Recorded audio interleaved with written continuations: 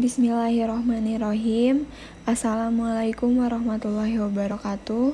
Yang terhormat Bapak Ari Parijal Rashid selaku dosen pendidikan agama Islam dan kepada teman-teman mahasiswa semua sekalian. Pertama-tama marilah kita panjatkan puji syukur kepada Allah Subhanahu wa Ta'ala yang telah memberikan nikmat sehat kepada kita semua. Tak lupa kita haturkan sholawat kepada Nabi Muhammad SAW yang telah menjadi petunjuk bagi umat manusia menuju ke jalan yang benar, yakni agama Islam. Pada kesempatan kali ini, kami akan melakukan presentasi dengan membawa topik Syariah Aktualisasi Ajaran Islam. Sebelum itu, saya akan memperkenalkan diri dan memperkenalkan rekan presentasi saya. Nama Arin Siti Kurnia, NPM 203403086. Nama Putria Rahmagatiana, NPM 203403167. Nama Putri Pasya Maulida, NPM 203403171. Syariah Aktualisasi Ajaran Islam. Syariat adalah hukum Tuhan dan perundang-undangan yang datang dari Allah Subhanahu wa Ta'ala. Maka sifat-sifatnya akan dimanifestasikan dalam hukum tersebut sebagai pengatur dan penertib kehidupan manusia. Hukum yang selanjutnya disebut dengan syariat Islam. Itu mengandung kebenaran yang mutlak, yang berarti tidak ada kelemahan dan pertentangan dalam dirinya sendiri. Berasal dari kata syara'ah, yang menurut bahasa berarti sumber air yang mengalir. Syariat atau syara mempunyai kata dasarnya berarti jalan ke sumber air atau jalan terang yang harus dilalui atau jalan yang harus diikuti oleh orang-orang beriman. Sedangkan secara terminologis, syariat dalam banyak pengertian ulama Islam adalah aturan-aturan atau hukum-hukum Tuhan yang tertuang dalam Al-Quran dan Sunnah Nabi Muhammad SAW. Aturan-aturan ini meliputi kompleksitas kebutuhan manusia baik yang bersifat individual maupun kolektif. Dengan kata lain, syariat adalah penumbuhan atau pelembagaan kehendak Tuhan dengan manusia harus hidup secara pribadi dan bermasyarakat. Menurut Muhammad Ismail Ibrahim, kata al-syar'u, al-syariah atau al-syariah berarti sesuatu yang dipilih dan dijelaskan Allah yang berasal dari din untuk hambanya. Kemudian, din dinamakan syariat karena ia menyerupai mata air di mana masing-masing dari keduanya merupakan sumber kehidupan. Pendapat lain tentang makna syariat dikemukakan Muhammad Ali Al-Saiz. Menurutnya, secara harfiah, kata syariat berarti jalan lurus. Juga berarti jalan ke sumber air dan tempat orang minum. Jadi syariat merupakan jalan yang jelas untuk diikuti. Yang kedua, aktualisasi syariah. Secara umum, syariat mengarah kepada perintah, larangan, panduan, dan prinsip dari Tuhan untuk perilaku manusia di dunia ini dan keselamatannya di akhirat. Bagi hukum Tuhan dapat diterapkan dalam semua kehidupan manusia dari berbagai aspek kehidupannya. Karena itu, hukum Tuhan mempunyai beberapa bentuk yang berbeda. Pertama, syariat yang memberi prinsip-prinsip umum. Sistem syariat yang diatur dalam Al-Quran ada yang bersifat umum dengan menyebutkan prinsip-prinsipnya saja, tetapi ada juga yang terperinci. Sebagai salah satu contoh, syariat Islam yang sumbernya adalah Al-Quran menetapkan suatu cita kenegaraan, yaitu baldatun thayyibah, artinya suatu negara yang indah, suci, dan makmur bagi seluruh rakyat dan di bawah naungan ridho ilahi atau warubun ghafur. Secara umum, cita kenegaraan tersebut bertujuan untuk kesejahteraan dan kebahagiaan manusia. Cita kenegaraan tersebut tidak dijelaskan secara detail yang bersifat teknis yang dapat berubah-ubah sesuai dengan tempat dan situasi. Yang kedua, syariat mengadakan peraturan-peraturan yang terperinci dalam hal yang tidak dapat dirubah dan terpengaruh oleh perkembangan manusia. Misalnya, tentang wudhu dan tayamum, pembagian harta waris, dan mengenai peraturan pernikahan. Berdasarkan ayat Al-Quran surat Al-Ma'idah ayat 48, Al-Jatsiyah ayat 18, dan Asyura ayat 13, digunakan istilah syariah atau syariat Islam artinya din dengan pengertian jalan yang telah ditetapkan Tuhan bagi manusia untuk diikuti. Pada masa awal Islam belum dikenal sebagai ilmu usul fikih sebagai metodologi untuk memahami, menggali dan menetapkan hukum dari sumbernya yaitu Al-Quran dan sunnah yang selanjutnya disebut dengan istinbat. Istinbat adalah menggali tanah untuk mendapatkan air dari sumbernya yaitu syariat. Syariat dalam bahasa Arab berarti tempat air minum yang selalu menjadi tujuan baik manusia maupun hewan. Dalam pengertian ini, syariat berubah maknanya ketika digunakan sebagai terminologi ilmu syariat. Sehingga syariat berarti sumber air dalam arti sumber kehidupan yang dapat menjamin kehidupan manusia baik di dunia maupun di akhirat. Selanjutnya, dalam pengertian ini, syariat disebut sebagai hukum yang diwahyukan oleh Allah kepada hambanya. Prinsip umum yang terdapat dalam syariat Islam ini sesuai dengan fitrah manusia dan cocok bagi tuntutan hati nurani setiap insan. Karena itu, peranan umat Islam di dunia dan dalam pergolakannya mempunyai peranan yang mendasar. Syariat menegaskan agar mereka bangkit dan sebagai suatu kekuatan yang memimpin, menegakkan segala yang ma'ruf dan mencegah dari segala yang munkar. Fungsi syariat. Yang pertama, syariat sebagai pendidikan sosial. Islam bermaksud menginspirasi umatnya dengan iman dan menanamkan di dalam diri mereka sifat-sifat terpercaya dan bajik. Melalui reformasi individu ini, Islam hendak mewujudkan tujuan-tujuan sosialnya. Sejatinya, ibadah dibuat untuk orang beriman yang memungkinkan dalam kehidupan masyarakatnya itu berguna dan tidak berniat untuk merugikan orang lain.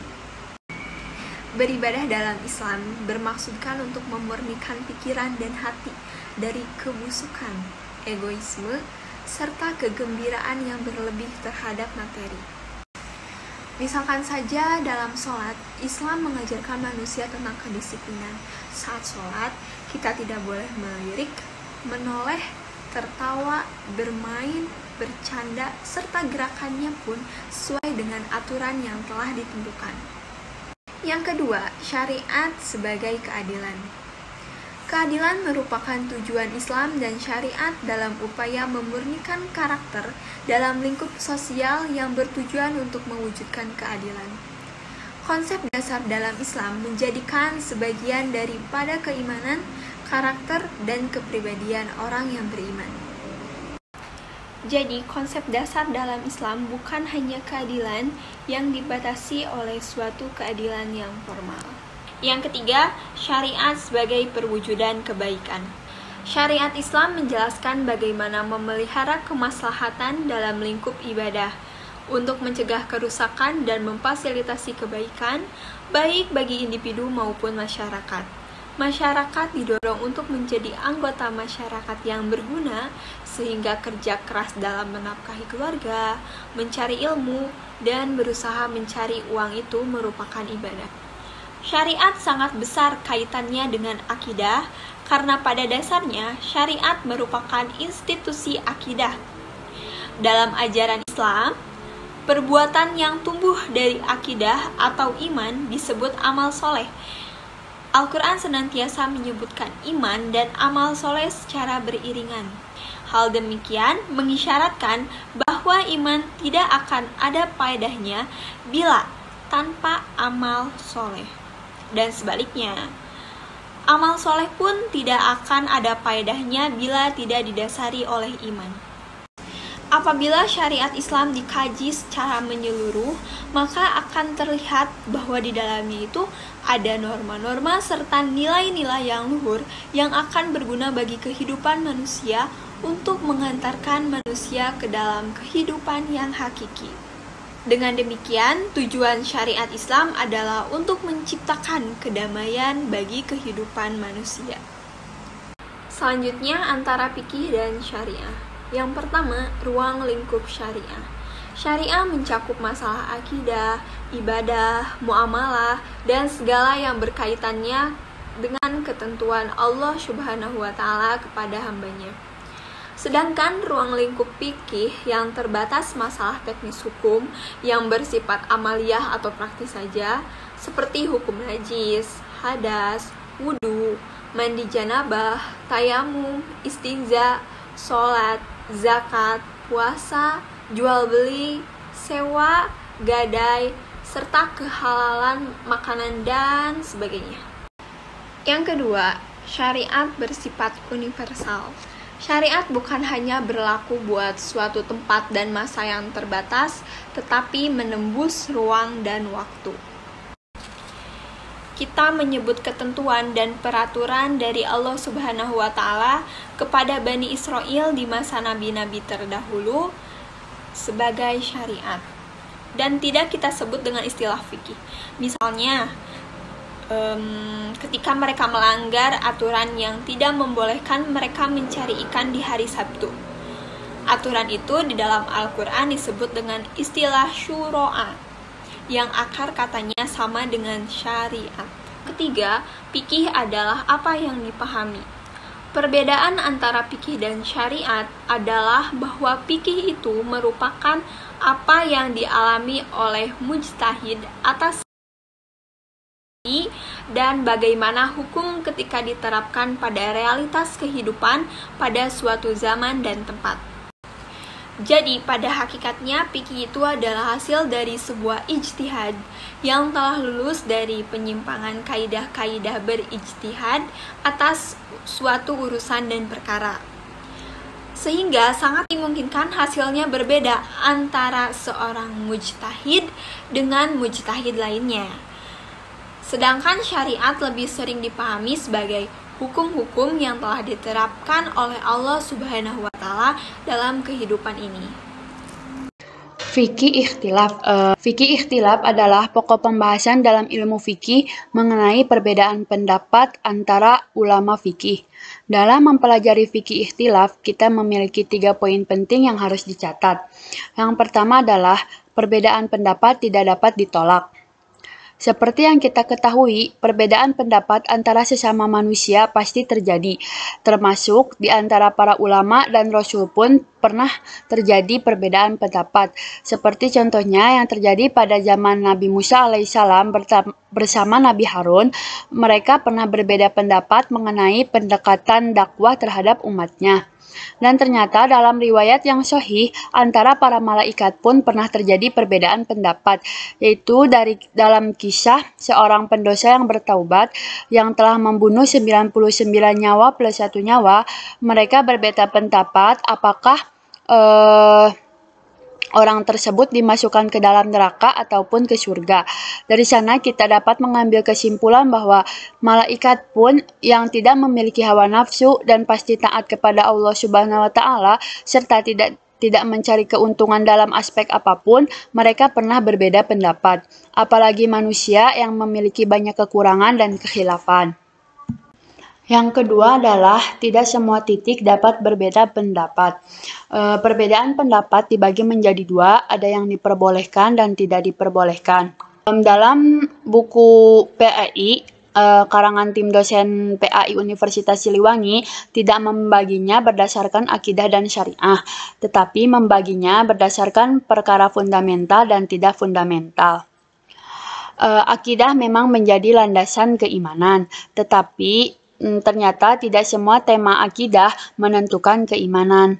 Keimanan kita terhadap tiada Tuhan selain Allah dan Nabi Muhammad Rasulullah, serta adanya malaikat, kitab-kitab, dan hari akhir, itu merupakan perkara yang fundamental dan tidak dapat diperdebatkan, karena dapat merusak keimanan. Namun, meski kita diwajibkan beriman kepada malaikat dan Rasul, kita tidak diwajibkan untuk mengetahui dan mengenal semua malaikat dan Rasul yang ada di bumi ini.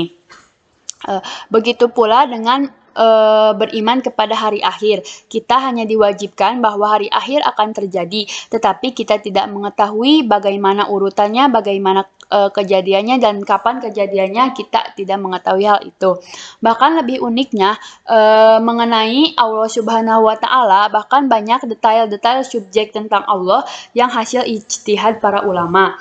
Intinya, hal-hal yang tidak dibahas pada zaman kenabian berarti hal tersebut tidak terlalu penting. Ikhtilaf tidak hanya mengenai tentang syariah dan fikih semata, tetapi dalam ruang lingkup tauhid dan akidah pun banyak terkandung unsur khilafiyahnya. Yang ketiga adalah fikih ikhtilaf hanya sebatas di kalangan para ulama saja, bukan persengketaan awam. Jadi, perbedaan pendapat yang dapat diterima hanyalah pendapat dari para fuqaha, misalnya Hanafi, Hambali, Maliki, dan Syafi'i. Para orang-orang awam tidak dapat diterima pendapatnya. Karena apa? Keawaman dapat berakibat fatal bagi ukhuwah dan persatuan Islam. Terima kasih telah menonton. Semoga dengan presentasi yang kami sampaikan dapat menambah ilmu teman-teman sekalian. Dan bila ada pertanyaan, silahkan ketik di kolom komentar. Wassalamualaikum warahmatullahi wabarakatuh.